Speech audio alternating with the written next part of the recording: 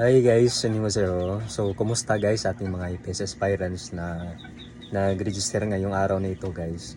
So, status sa ngayon hindi pa rin ma-open yung link ng DMW guys. Gawa ng sobrang loading at naghahang talaga siya. So, ganun din guys, ganun din sa amin dati kay LT21 nung kami nag-register. Ganun din ang problema namin nun. Sobrang hang, naglo-loading at hindi kami makapasok.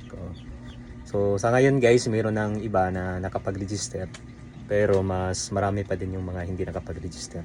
Pero huwag mag-alala guys dahil hindi pa naman na-hit yung quota na 7,500. So mayat maya babalik din yan yung link nila. Oo. Sa ngayon inaayos nila yung link nila kasi naka-technical error. So abang-abang pa rin guys sa page ng DMW or yung link guys.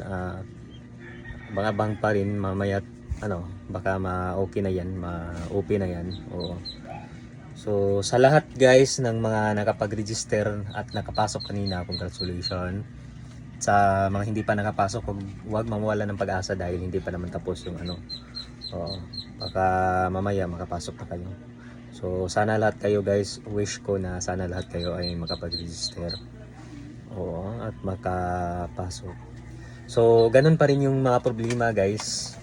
Yung city, hindi maklik. Ganun din sa amin dati, yung city hindi din maklik. So, sa mga picture, ganun din pag hindi tinatanggap, nag-red siya. Oo. So, hindi pa naman napuno yung guys, yung 7,500 na quota nila. So, may pag-asa pa guys sa mga hindi nakapasok, may pag-asa pa na makapasok kayo, makapag-register ngayong araw na ito. Sa mga hindi naman papala rin guys, huwag mawala ng pag-asa dahil sa palagay namin meron pang second registration ngayong taon na ito. Kasi guys, usually yung registration is once a year lang po yan. Oo. Pero guys, ngayon lang kasi nangyari yung ganyan kaliit na quota. 7,500 kasi kami dati guys, kaya T21 last year, ang quota nun is 56,000 guys. Oo. So ang doon, ang nakapag-register ay 56,000. Ang successful lang na doon na approve kasi pag halimbawa nakapasok kayo, hindi pa assurance 'yon na makapag-exam na kayo. O kasi may evaluation pa, i-evaluate pa yung application nyo. Pag okay lahat, walang mga mali-mali, doon pa lang kayo ma-approve saka magbabayad. Kami dati ang na-approve is 43,000 plus ang na-approve. So 43,000 plus yung nakapag-exam. Oo. Sa inyo ang quota ngayon is 7,500. So yan lang yung allowed na makapag-exam. So sa tingin ko sobrang dami ang nakaabang ngayon, buong Pilipinas yan, nakaabang ng link na mag-register. So kaya ganyan ka naglo-loading, naghahang kasi maraming pumapasok doon sa link. Oo. So wag mawala ng pag-asa guys dahil hindi pa naman na-close yung link. So ibig sabihin noon, hindi pa na-hit yung quota na 7,500. Ang sinabi lang doon sa page ng DMW ay nagka-technical error daw yung yung link nila, kaya inayos pa muna.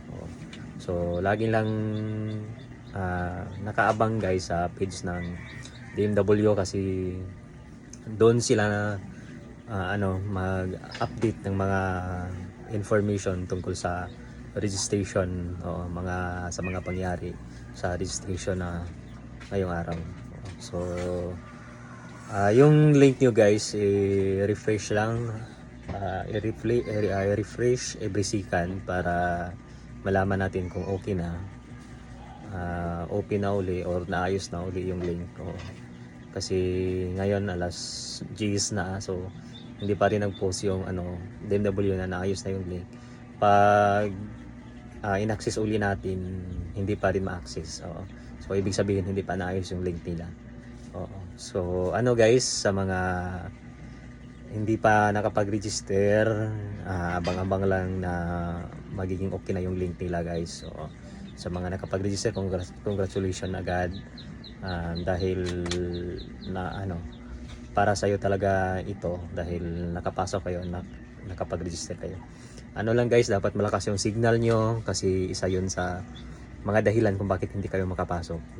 Kung kaya naglo-loading or nag-hang, isa din yun sa dahilan kasi mahina yung signal nyo. So dapat malakas yung signal nyo guys sa area nyo, wifi man o data. So ayun lang guys, fighting pa rin laban dahil hindi pa tapos yung registration. So ayun lang, anyong fighting, good luck.